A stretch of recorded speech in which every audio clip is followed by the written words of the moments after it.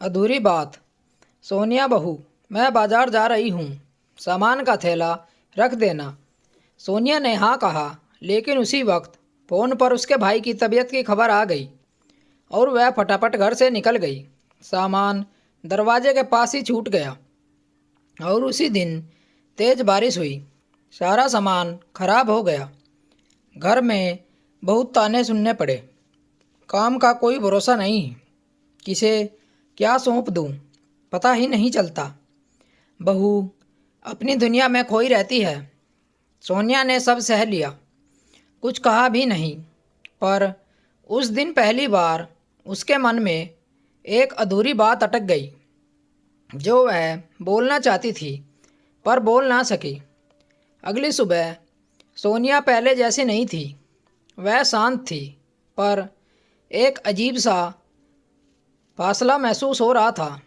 बिमला देवी ने चाय मांगी। सोनिया ने तुरंत दे दी, पर मुस्कान गायब थी। निशा बोली, भाभी आज काम जल्दी कर लिया?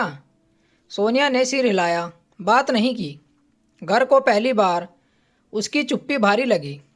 शाम को निशा को अपनी सहेली से पता चला कि जिस दिन सामान खराब हुआ था उस दिन नेहा के भाई को अस्पताल ले गया था। निशा का दिल धक से रह गया। वह दौड़कर माँ के पास गई।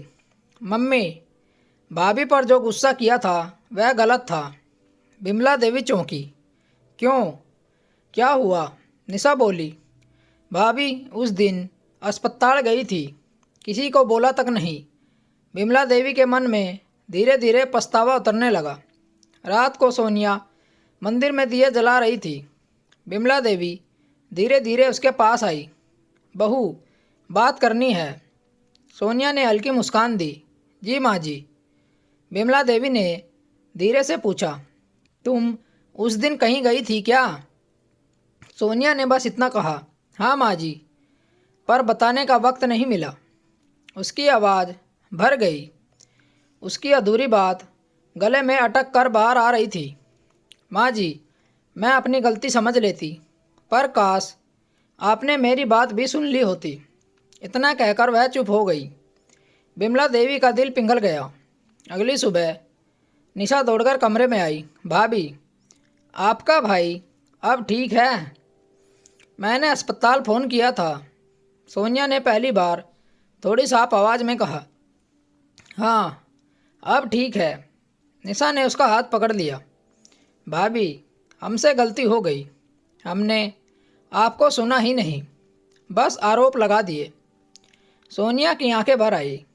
गलती सबकी होती है निशा, पर चुप्पी किसी की नहीं सुनता। बिमला देवी दोपहर में सोनिया के पास बैठी। उसके हाथ में वही थैला था जिस पर तानों की शुरुआत हुई थी। वह बोल पड़ी, बहू, मैं माफ़ी मांगना चाहती हूँ। हम उम्र में बड़े हैं, पर हर बात में सही नहीं होते। सोनिया ने कुछ कहना चाहा, लेकिन बिमला देवी ने उसका हाथ पकड़ लिया। अब तू बोलेगी?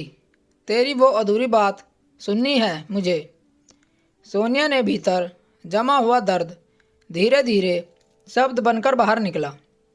माँ जी, जिस दिन सामान खराब हुआ था उस दिन मेरा भाई हॉस्पिटल में था। मैं जल्दी में गई थी और सामान रखना भूल गई थी। गलती मेरी थी, पर बात मेरी भी सुन ली होती। विमला देवी की आंखें नम थी।